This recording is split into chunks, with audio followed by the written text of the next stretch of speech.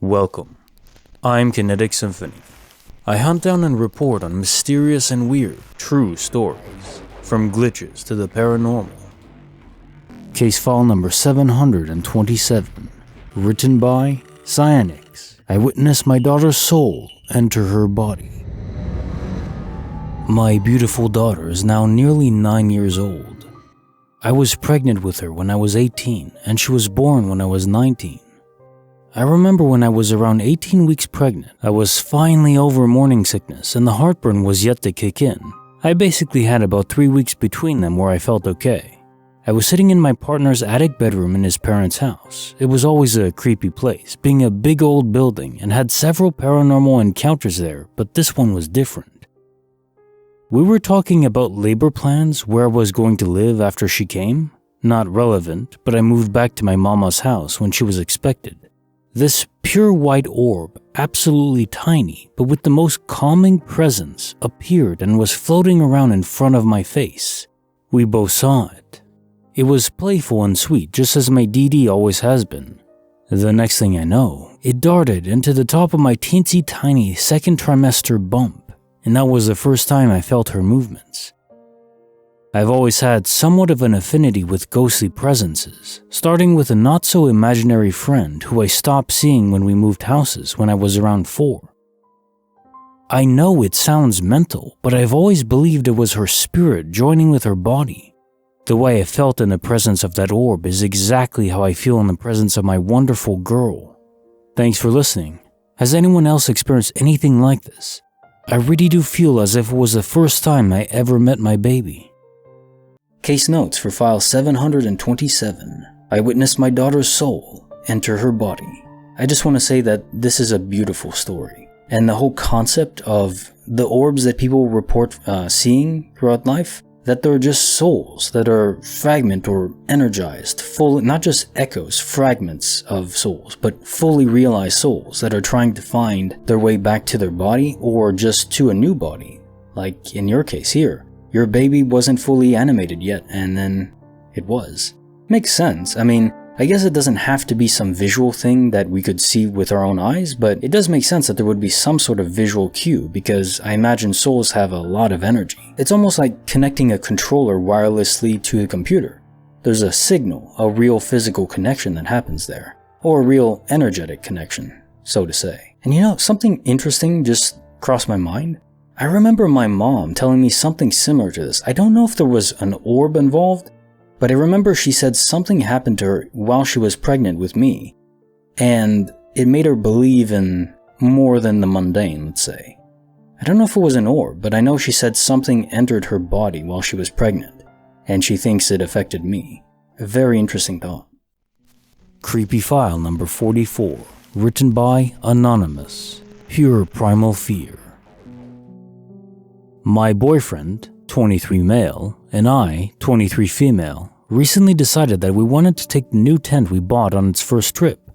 The tent was one that hooks up to your car to provide more storage space, and we were excited to try it out.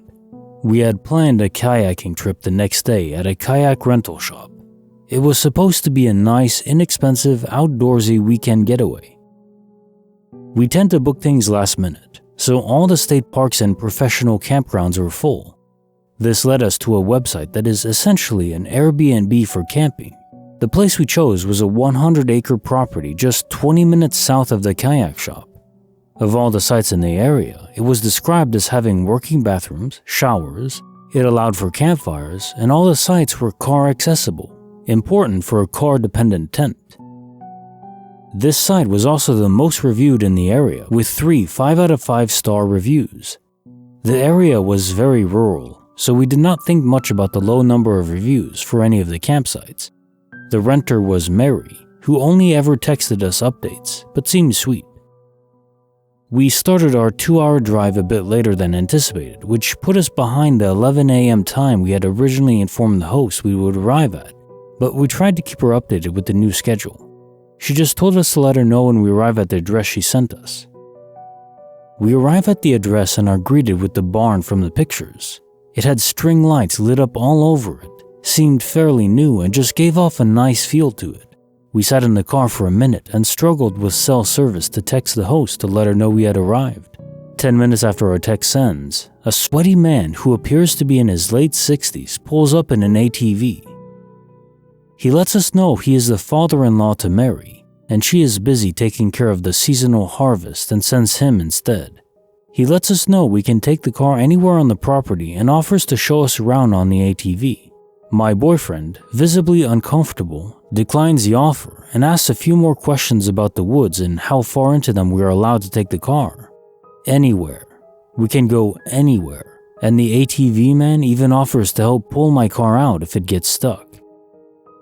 We ask one final question about cell service, and he jokes that if we are from around here, we will understand that reception works better on one side of the barn than the other. I am from around here and thought it was funny, but once he said that, I realized he didn't have any ounce of an accent for here like he should. Eventually, he leaves and we begin exploring the property on foot. The barn has all the lights on in the middle of the day, and it looks nice and maintained. It is insulated and has a working kitchen. The only warning we got was not to drink the water. It seemed like a place that would host a small 50-guest wedding. We walked past the shed out behind the barn to get to the trails that ran through the woods. After going through a hike that my car would have never survived, we decided it might be best to just camp by a small creek, and we chose a spot on the side opposite the barn. We were still within walking distance, but we used my car as a buffer to feel a bit more isolated. We chose our spot and then go into the main town to eat and walk around. We message Mary about the fire policy, and she tells us that they will deliver a fire ring to the barn for us to take to the camp. We arrived back at the barn about an hour and a half away from nighttime. We drove by the barn and the lights had been turned off. We assumed it was on a timer so as to not waste energy or money. We also noticed the fire ring had not yet been delivered. We start the grueling 30-minute setup in the sticky heat and reward ourselves with a sit in the air-conditioned car after. We notice it looks like it's about to rain, so my boyfriend and I pull out a card game and wait for it to pass in the car. It only lasted about 10 minutes, but it is starting to sunset. The tent held up nicely, so we felt okay leaving it for a second. Needing to use the bathroom, we started walking to the barn. As we cross the creek, we hear what sounds to be like someone in the shed behind the barn. They sound like they're moving things around. A bit unsettling, but I tell my boyfriend that maybe they used equipment today and it's just sitting in there making the cracking cool-off noise that equipment sometimes does. We get to the barn and the lights are still off, but the fire ring is there. We go in and check to make sure the power is off, and it is not just the lights outside. None of the light switches will work, so we assume the power is cut. Again, maybe it's just on a timer, no worries.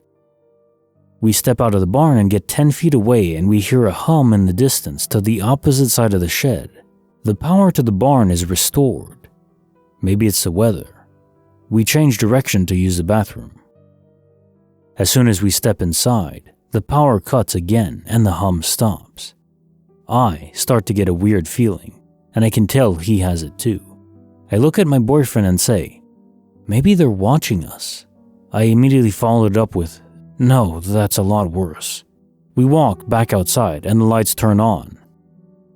My boyfriend says that we need to leave, and I have the same gut-wrenching primal fear. We put the ring back by the barn since we had moved it 10 feet, and the barn lights start flickering. We briskly walk back to the car. The 30-minute setup was torn down in 5 minutes, and we jumped in the car and locked it. I managed to get my car going, thanking God that the rain did not get my car stuck. We started towards the driveway, and just as we made it to the road, my boyfriend looked back and saw a man standing by the shed watching us. As soon as my car pulls off onto the road, we get a text from Mary letting us know that the fire ring is out by the barn. She also informs us that we are welcome to stay in the barn if the rain has messed up our camping experience. We arrive at a nice hotel, willing to splurge for safety. At this point, it's 10 p.m. at the earliest. A sweet older lady checks us in. Desperate for validation and just comfort from anyone, we tell her what had just happened to us at the campsite. She looks shocked. She asks if we had seen the news lately, to which we both respond that we had not. The lady tells us that couples in the state have been going missing. All of them had gone camping. 3 couples were truly missing, and 1 was recently found on the side of the freeway, slashed to near death. They are, to the time of posting, still recovering in the hospital. We couldn't find many articles about where in the state, but the look on the lady's face suggested it was near us. We get to our room and text Mary back to tell her we are not staying anymore. Thank you for staying with us. We lock the door to our hotel room and I break down into tears. I will not forget that feeling I got at the barn. The primal fight or flight feeling and the feeling of being watched. I feel it in my throat just writing this. I never want to experience that again. Case notes for creepy file number 44. Pure primal fear. I think trusting your gut is always the correct answer. Who knows what that old man was up to? I mean, who knows if Mary even existed? Maybe it was just part of some ploy to get people to go there. It is peculiar that there were 3 other 5-star reviews, so it may be that Mary is real and she doesn't even know this is going on. Maybe this old guy is just creeping the place and waiting for people to park in sometimes and then try to ambush them when they're vulnerable. Or yeah, Mary doesn't exist and this is all some scam to kill people or just terrorize them. But he doesn't do it all the time, otherwise, well, wouldn't really work out. Negative reviews, yeah, there's some creepy guy trying to kill us. Don't go there. That's one thing I do like about Airbnb, is that they have pretty stringent background checks and verification processes for the hosts, so it's unlikely you're going to rent a place from some serial killer. Never impossible, I suppose, but yeah. Always be careful. And I would definitely inform the police if you haven't already. Give them a heads up, and if enough people do inform them of the same property, they may be able to investigate.